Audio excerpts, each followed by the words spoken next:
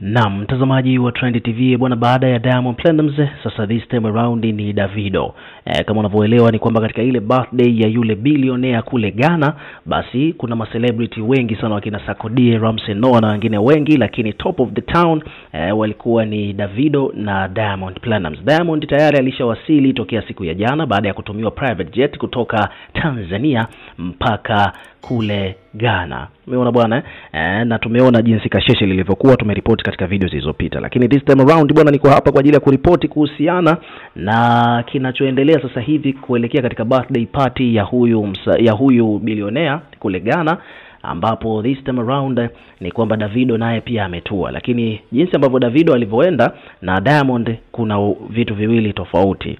Actually ni kwamba huyu billionaire ndo alituma ile private jet kwa ajili ya kuja kumfuata Diamond. Umeona Lakini kwa sababu Diamond yeye hana private jet yake, lakini Davido ameenda na private jet yake. Sasa ninachotaka kusema ni kwamba private jet ambayo ya huyu mwenye birthday mwenyewe billionaire huyu Richard ni kwamba ni ndogo ukilinganisha na private jet ambao ameenda nao Davido. Davido ameenda na bonge moja la private jet, kama ni Gulfstream basi ile atakuwa amenunua $40 million za Kimarekani.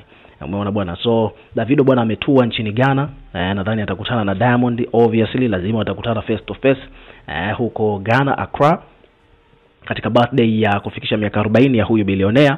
So obviously tutakuletea habari zaidi kuhusiana na hiki ambacho kinachoendelea huko Ghana, ambapo Davido na Diamond tayari wameshawasili. Diamond ametumiwa private jet, alafu kwa upande wa Diamond, Davido ameshatua na private jet yake. Sasa hivi Diamond yeye alitumiwa private jet ya huyo billionaire ndio ilimfuata.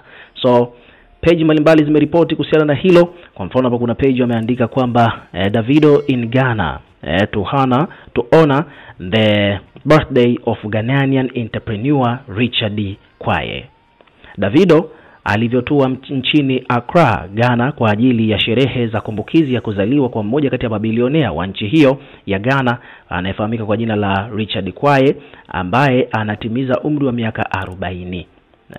So Davido kupitia ukurasa wake wa Instagram ameandika pale, ametag location Accra, Ghana, Akwaba kwa kabila la Tiwi huko Ghana, ikiwa ina maana ya karibu.